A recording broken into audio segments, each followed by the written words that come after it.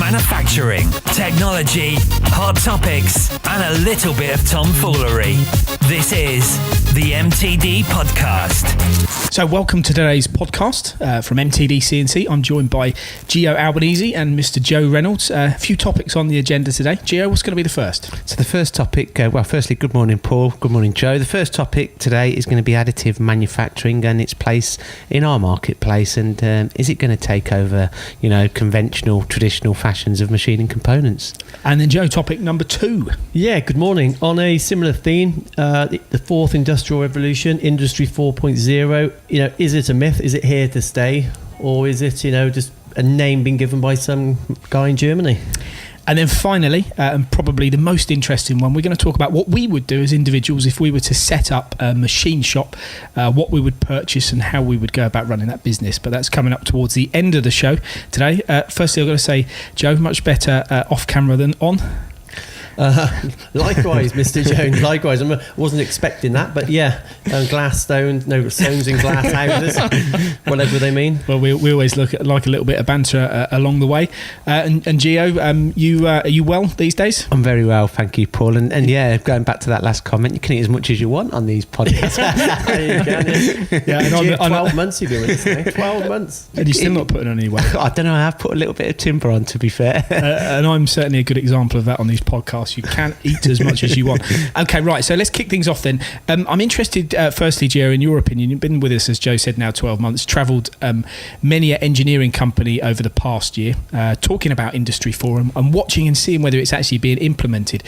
What's your take on it? Is it going to be the change that manufacturing either needs or wants? I mean, from my experience, I think Industry 4 to a certain degree has been with us for years now, but it's just not been made aware to us as it has been certainly over the last few years. So in regard to Industry 4, it's just all about information and gathering that information and being able to analyse that information and compare that information to help you become more efficient. So I think it's an information world that we're all living in, and it's just the next big thing, really. And I think we've touched upon improving machines through software, and it's part of that, really, using how far can you improve a machine to make it more efficient. It's very difficult to do that now, to get big gains from it anyway, for sure. So with Industry 4.0, we're looking, it's a different angle, really, to become more efficient, in my opinion. And Joe, are you seeing many companies embrace it, though, or is it more of one of these topics that everyone keeps talking about, but no one's really got it by the neck? Yeah, there's no mass adoption at all, is there? The interesting thing, people talk about Industry 4.0, I want to buy myself a robot or a pallet loader, which is the third, that's going back Henry Ford times almost, isn't it? That's going back to Industry 3. Industry 4, in a word, no. We all see it at trade shows, at open houses. It's a bit like my new car, actually. I've got loads of gimmicks. I'll probably only ever use 30% of those toys. And Industry 4.0 is exactly the same. There's probably 9 elements. And depending on what business you've got, you probably only need to adopt 2 or 3 of those elements. I didn't know Robin Reliance were that advanced. Yeah, they are, yeah. So it's just establishing what is right for your business. Servitization is right for one business, it's not to another. Equally, virtual reality will never be a thing. For me, there's some aspects of it I don't really get, because if you take somebody like Matsuura, for example, they've been talking about the uptime on their machines for many, many years. It's been their biggest selling point. It's 97% uptime, 98% uptime. Surely that's Industry 4, isn't it? It's about making sure that you can collect the correct data to ensure that the machine is running for the majority of the time. That surely is Industry 4. No, depending what you talk about, that is just productivity. Industry 4 would be, let's say your Matsuura is working 97% of the time, and you have a shutdown, which I wouldn't do, by the way, but a lot of companies still have shutdowns. So you've got a week there, you come back the following week, and your spindle's gone. Arguably, but then it wouldn't be 97% uptime.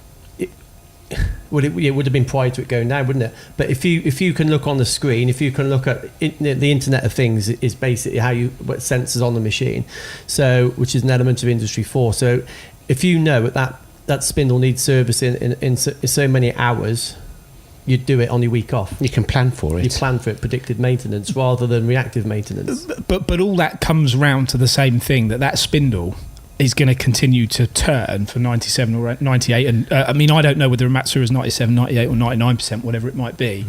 But the reality is it still comes back to the fact that whatever the data is that Industry 4 is providing, you want to get that maximum uptime. Yeah, well, it's preventive maintenance, like Joe mentioned. I think it's not just the maintenance that saying the spindle is going to blow up at a certain date, but say, for example, if you start seeing wear in that spindle, so then the spindle is not running as true as it was before, that will affect the quality of the component. So effectively, you'll be getting vibration within that spindle, which is causing vibration in the tool, which is reducing the tool life. So it's all about optimization of every kind of aspect of the process, isn't it? Yeah, what you're talking about, Paul, is productivity. And the two, okay, you can argue that there might be a crossover, but like Gio says, it's about spindle uptime might be 97%, but your efficiency might be low because you're not running the tools how they're designed to run.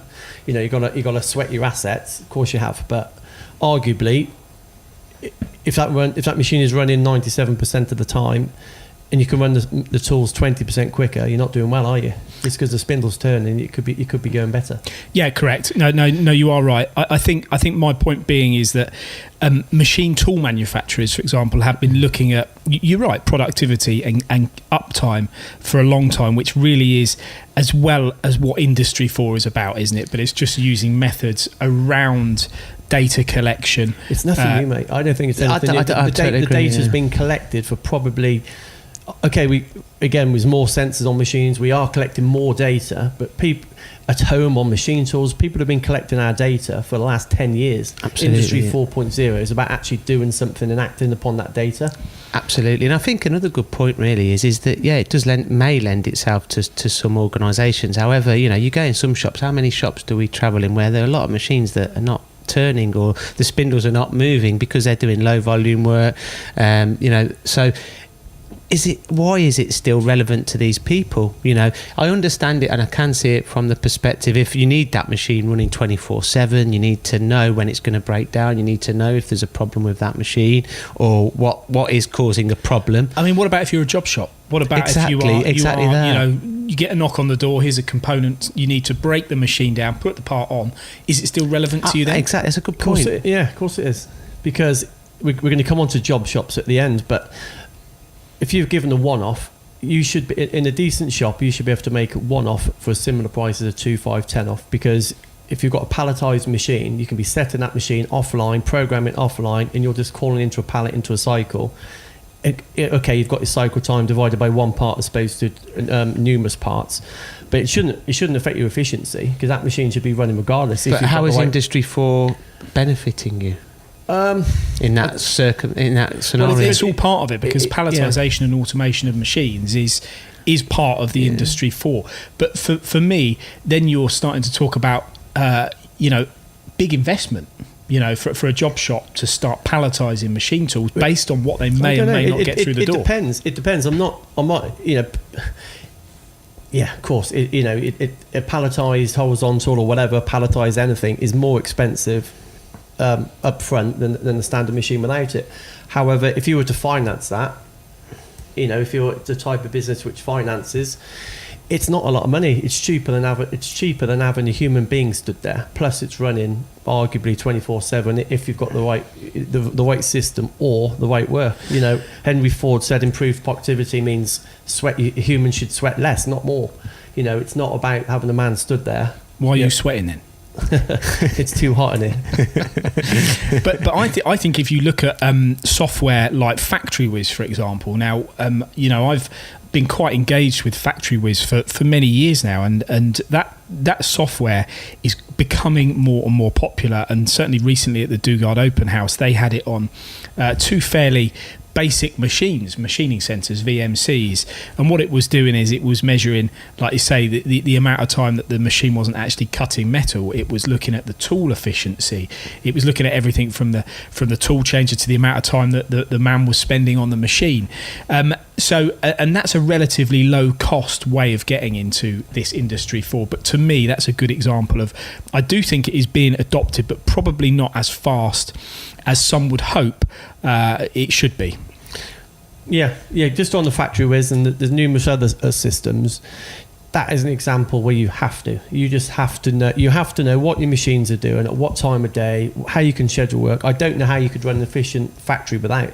Okay, you don't necessarily need Internet of Things, cloud computing, but machine tool monitoring is an absolute given, in my opinion. All onto a webcam. Every single machine on factory whiz that you have in a machine shop, MRT castings, for example, 60 odd machines all wired up to factory whiz. At any minute of the day, they can check the efficiency of that machine, what it's doing, what's coming next.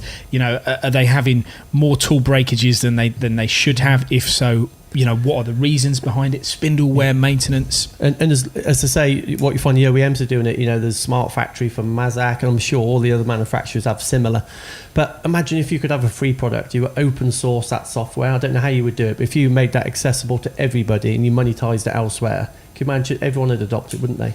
Yeah, absolutely. I think that I totally agree with the points that have been risen. I think that a lot of people are still not embracing this technology, and I think that it is something that should be embraced in some circumstances. And I do factory whiz. I was at the Dugard Open House with you, Paul, and I was speaking to Mike, isn't it, about the product, and there are huge return of investments to be had, but you need to be proactive with that information. It's no good acquiring information and doing nothing with it, or you're not going to be getting any gains. So if you get the information, you need to do something with it. It's like a CRM system, if you like. It's as good as the information that you're putting in.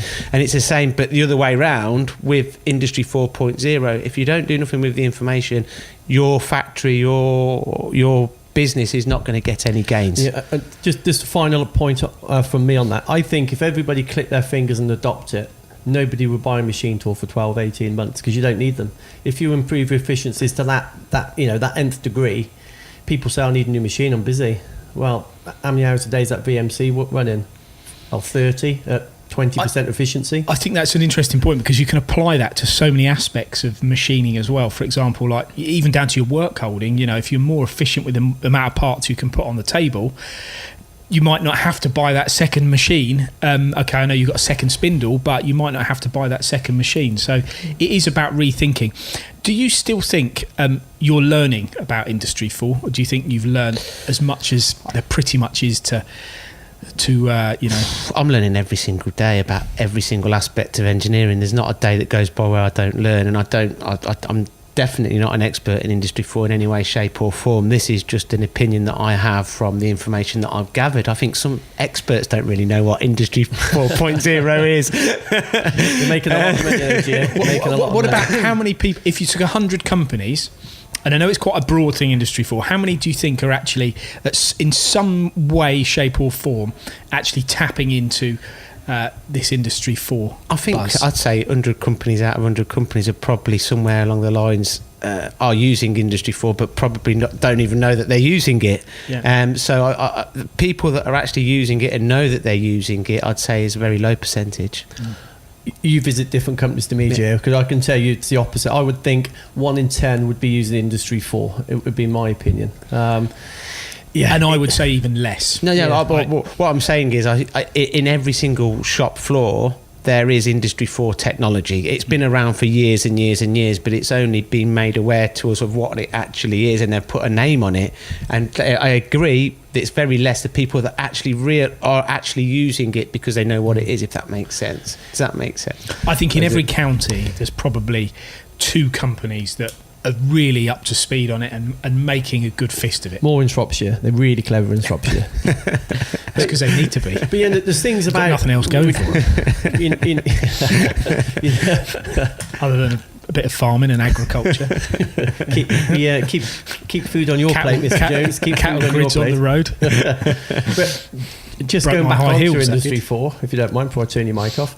It's do you know what? I've really lost my train of thought now. Oh no, I know I'm going with this. It's a big part of Industry 4 is augmented reality, and obviously we're only just getting started, both commercially and from an industrial perspective. That's going to have a massive impact on manufacturing. Where's it going to go? We don't know, do we? But will you be able to just look at a part with your goggles and it knows it's this size hole and that sends it to the CNC control, or you haven't got a 10mm drill, you have to use an end mill? I'll give you an example, a big example of this I've just picked up on, which we'll be looking at the Herco Open House, is the Herco's WinMax control is it's a hugely popular piece of software on the machine. They're just developing their own CAM system in the software, which basically means you can import a model straight into the control. There's no need for a third-party CAM software solution. Is that your opinion? Well, that's the opinion of those that have obviously produced this control, and they wouldn't do it for any other reason other than to give their users the option of using a complete Herco product. So that is something we'll look at in due course, but it's really a way of a machine tool manufacturer saying that, let's make it really easy for you. Just get your model, import it, and it'll write the program and machine it. But I think this is going to needless to say, there are a few things within the CAM within that software. They've already said Herco that aren't quite as powerful as a CAM system, but who knows where it will lead. I think that it will lead. I think that kind of leads us on to another subject where it comes to additive manufacturing. I think that in regards to OEMs making their own products, I've always kind of been a bit baffled to a certain degree why they haven't actually. They're still using some third-party equipment on their product, and why they haven't incorporated it into their own product, because obviously it can be bespoke to their particular product and work in harmony with it. But in regards to the simplification of processes and making components and so on and so forth, that's where in our next subject I'd like to touch upon in additive manufacturing. That additive manufacturing, I was when I was on the shop floor, from my own experience, I never thought that it would take off. I thought it was impossible to take off. But now looking at process development, if you've got a 6-opt component, on an additive manufactured machine, you're doing it in one operation. You've got a stable process. Nothing can go wrong effectively, and it's simplified the manufacture of that component. And if I was to, and leading on to the third subject we'll touch on in a bit, but if I was to set up if I was a young kid looking to set up an engineering shop, I think the first piece of equipment I'd buy is a 3D printer. Would you? Because you see, let's start that second topic now. I think we've done to death the Industry 4, but the additive manufacturing side for me, I still see it less so than Industry 4. People talking about it, people showing it off, people bringing new products under their portfolio, or 3D printers, but still. How many machine shops are we going in? How many manufacturers are we going in where they have bureaus, where they have 3D printing technology? Not enough is the answer. Not enough. But is there a reason for that? Yeah, I think it's education. The trouble with 3D printers, okay, it can be a £500 unit, or it can be a £500,000, £1 million additive manufacturing system. I would have one tomorrow if I had a machine shop. I would be printing my chuck jaws. I would be printing and my vice jaws. All my CMM fixtures, they would all be printed. Actual components, probably not yet, but it's not far away. But surely it's going to be cheaper for you to buy your chuck jaws than print them. No, I disagree. No, because how long does it take to put chuck jaws in, bore them out, get them to size? You probably 15 minutes, 20 minutes. I don't know. I don't think it'd be as long as that. Well, step jaws, 2 or 3 diameters. You got to put them in. Whereas you go home, you print one, you come out. All you got to do is put them in. 66p a minute. I'm not sure if I don't know if that. For me, I don't know if that's the right example. However, I still think that additive manufacturing is still in its infancy. I still think it's a product that's still evolving, and I don't think it's at the finish line yet. And I think it's certainly a technology that is moving at a tremendous speed, and I think it's a technology that everyone should be looking to embrace, because for me, what the power of additive manufacturing is say, for example, you're looking to make any product, whether that be aerospace product, whether that be a art product, a sculpture, whatever that product is. It's de-skilling engineering completely. So you could be a kid that's just come out of school with no engineering experience, buy a 3D printer and make things. Yeah, that's impossible before. Printing's the easy bit. The issue you have is parts aren't... if you get a component, 9 times out of 10 it'll be cheaper to machine than additive manufacture. When we talk 3D printing, let's just talk about metals. And I think that's the case with your chuck jaws. If they're made out of metal, I'd agree with you, but they don't need to be metal. But fair enough. It certainly suffices. Certainly from a milling application where you've got to put a profile into it, you're looking about between £5 and £8 to do it like some sort of Kevlar material, or you buy two aluminium ones. Obviously, you've got you've got to fit them, which you would do to the plastic ones anyway. But then you've got to take up valuable machining time. Comes back to machine optimization and what have you. You know, but it's the same with cutting tools as well. You only want to be using that machine tool to make you money, not cost you money. But it's the same with cutting tools. We're seeing some manufacturers. One that jumps in my mind is Mapao, printing cutting tools, aren't they? And that comes into a little bit into Industry 4 as well. But it just shows that these companies are looking at, you know, ways of advancing themselves and putting themselves in front of the crowd with them. But again, are people buying those tools? Are people making their own chuck drawers? And if they're not, is it down to education, or is it down to the fact that actually it's not really reality, Joe? Yeah, sometimes engineers were 10 years behind the curve, whether we like it or not. You know, I've been doing this 25 years. I'm learning every day, so we're always behind the curve. But since you were 30. I genuinely feel you're good at putting me off. You are really. No, I would be doing that, but it's down to education. Engineers, if you're not sure, the default setting is it's better the devil you know, isn't it? That's how I've always done it. How many times have we heard that? You know, when I used to come up with ideas, and I was even going back when I was an apprentice before machines were invented, before April.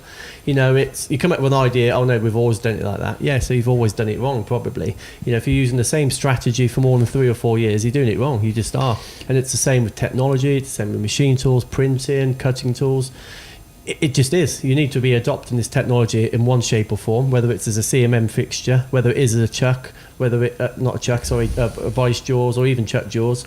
You've got to use it. In terms of 3D printed parts, that won't go mainstream until designers change how they design parts. I agree with you, certain aspects of that. I think work holding in general, I think there's a big marketplace for 3D printing, especially more for me. In my opinion, chuck jaws is too basic of a product to put on a 3D printer. I like it, and I would use it or embrace it to do real complex fixturing. You know, 3D fixturing of a mated part that needs to sit on it, for example, where you couldn't hold it in any other way. CMM fixturing. So why wouldn't you do it? Just out of interest, for jaws, £1,000 printer. Why wouldn't you do vice because jaws? I think that, say for example, if I needed to make if I was a job shop and I were making soft jaws, if it was for one-offs, two-offs, stuff like that, I'd need the jaws really quickly.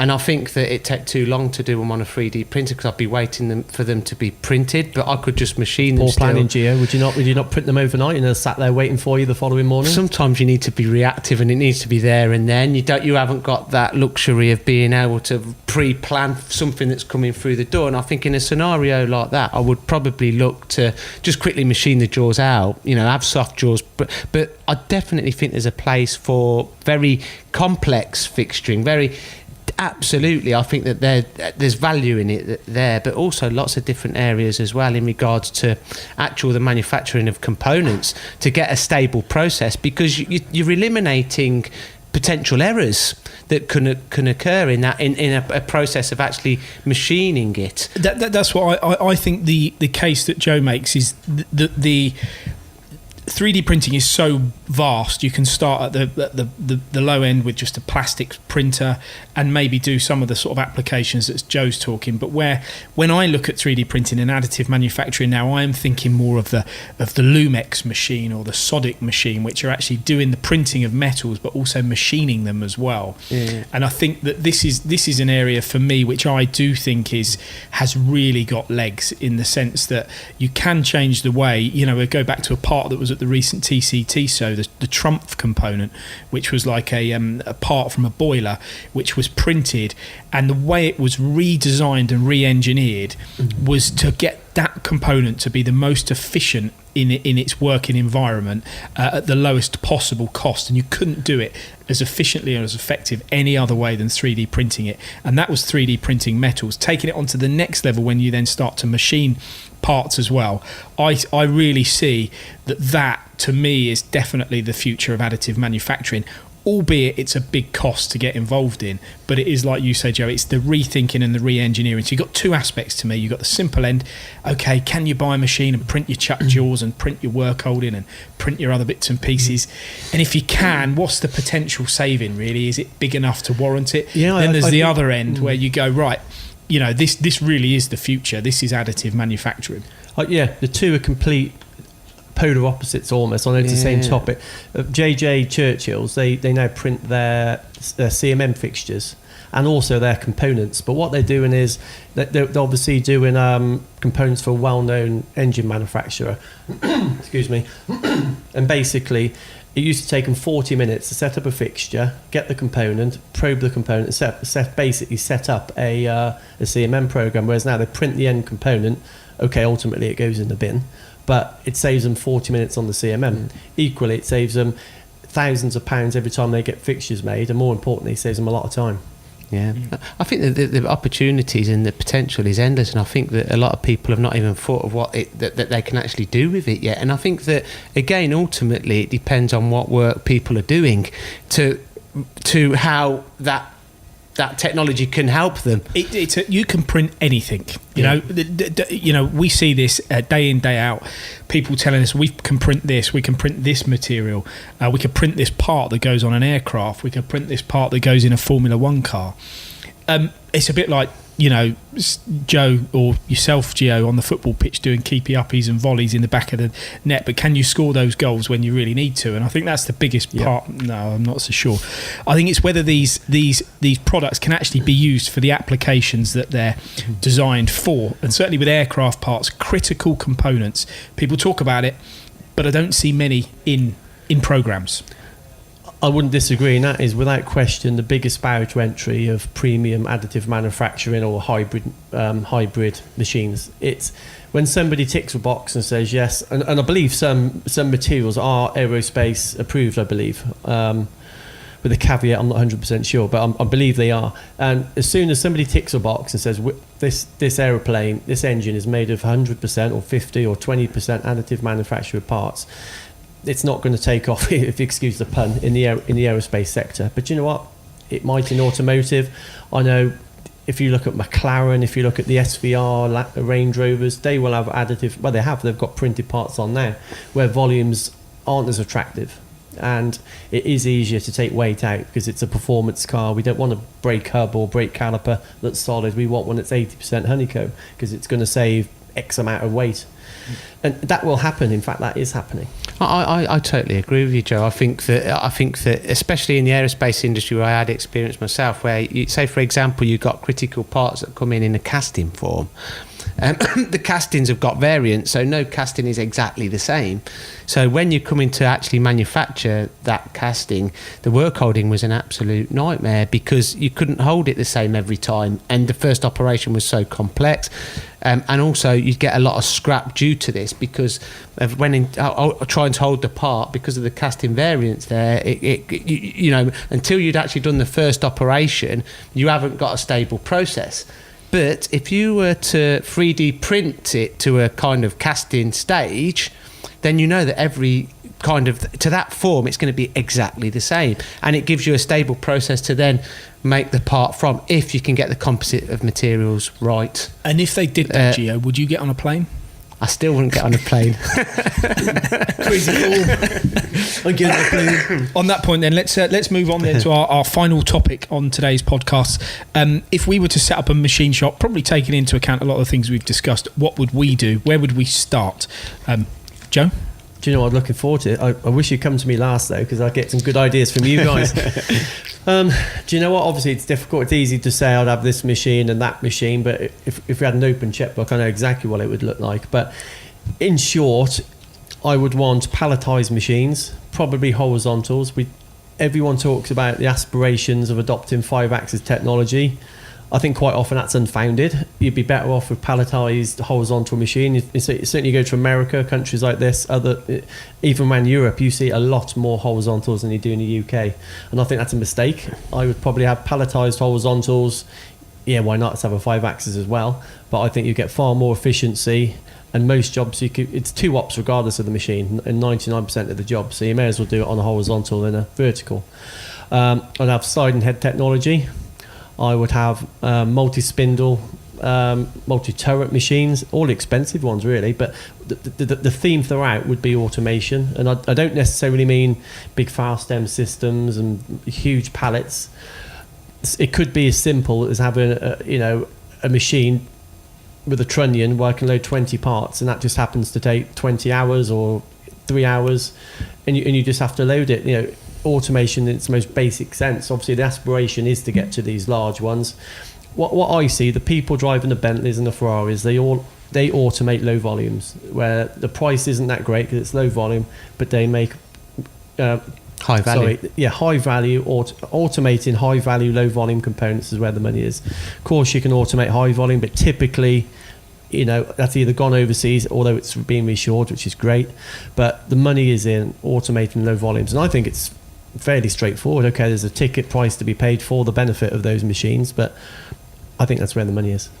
And also, I'd be vending my cutting tools. I would have, without question, I'd be if I ever saw a guy program on a machine, I'd want to know why. And yeah, factory whiz, all the good stuff. It's quite interesting, isn't it? Because what you're talking about is a utopia, and I think we would all probably follow a similar path. You don't often find companies that are like that struggling, and that's probably what would put you in that position where you would choose maybe those options, because there are a few companies certainly that I visited recently on both ends of the scale, ones that haven't invested initially in technology and still refuse to, and still look at what the list price of the machine is rather than what they can get off of it. That's all too common. And the second one is where you see companies that have invested in the pallet systems, the horizontals, the 5-axis, the multi-pallet machines, the multi-spindle machines, the sliding heads. And like you say, whether they may be driving very nice cars and making very good livings. So there's obviously an argument to suggest that's the right way forward. But there is also one company that we visited recently, which kind of would throw into the mix. And Gio, you knows these, or this guy. I can't remember the exact company name, but actually where he makes most of his money is on the quick turnaround, simple parts on his manual machines where nobody else wants to touch. Now I can't remember the name of that company. Downhurst Engineering. Downhurst Engineering. I wasn't even there, but I know. But yeah, I know the company well. Really interesting conversation. A guy that does have technology as well. He does have Mazak turning centres amongst other machines. But when you ask him as whether he's running his business right or wrong, when you ask him actually where he makes most of his money and is able to keep his maintain price points, is doing those types of work. And that's really because others don't want it. And everyone is focused on this, right? These volumes, or look at that sexy component. I want to machine that nice prismatic part on a 5-axis machine. Well, when I come to do that and I put my quote in, I'm actually quoting against 50, 60, 100 other precision engineering companies. Whereas there is the other part of the jigsaw where you can actually maybe look for niche markets and say, okay, I'm not going to get too involved in that because I can probably make more profit, keep more control of the customer by doing parts that maybe aren't quite so sexy. So in short, you're going to have a little shed full of manual lathes and turtles. Industry 4.5. What I should have said at the start of this is I'm not interested. I don't want to set up a machine shop. I'd rather do this. What I think is I agree wholeheartedly with you, Joe, and I think for me, it is very easy for us to sit here and say, yeah, I'd have one of these, and I'd have a Matsuura MAM 72 and a DMG Mori 5-axis machine, a Nakamura lathe, twin turret, and all the rest of it. But I actually would strive for those things because I think you have to. But I do think also you can't be too short-sighted to think that really is where you are going to A, have the most success, and B, make the most profit. Because let's not forget the fact that skill shortages are a big thing, and you still need skills in engineering, and those skills are often. I think the biggest issue, and I'm not saying it's right, I'm not saying it's wrong, is the culture. How many companies buy a machine to go to market to fill that capacity? I don't know the answer, but I bet you it's not more than 25%. People buy a machine to add because they're busy. You go to China, you go to the States, you go to some parts in Europe even, they're thinking, I'm going to buy that machine and I'm going to fill it. Whereas over here, it's very seldom I hear that, Gio. And that's exactly the same as the scenario of SW Machine Tools when we were at AMB. Is it Rainer? Rainer Fries, yeah. Rainer Fries was telling me that they sell their machines around Europe or into the UK when the customer is bursting at the seams and needs that machine. Then they buy it, Whereas in China, they buy the machine and then they fill it. It's a different mentality. Yeah, I know it's very easy to say we'll go out and buy a £500,000 machine, but is it a £500,000 machine, or is it a machine that can make X amount of components in X amount of hours, which can turn into a profit? I think it's really good points. I think that I certainly agree that you don't really, and the engineers listening to this will probably hate me for this, but you rarely see an engineer or go to an engineering company where they've got old cars outside. Engineers are doing well. It's a profitable market to be in, and good on them, because they deserve it. I mean, I visited plenty of engineering shops over the years, and one of the first questions I ask people when I go in there is, are you busy? And the people that say, yeah, we're really busy, we're doing really well, they take you on the shop floor and they've invested in new technology. When someone says to, more likely than not, when someone says they're not busy and they're quiet, you walk around the shop floor and you don't see no new technology. They've been doing stuff the same as they've been doing it for years and years and years, and they're getting left behind. If we were to, or I was to start up an engineering shop myself, it would all be dependent on the product I was making in regards, or what I wanted to make in regards to the machines I'd be looking to buy. However, I totally agree with you guys. I'd be looking to invest in the latest technology, because if you don't invest in the latest technology, you're not going to be able to be competitive.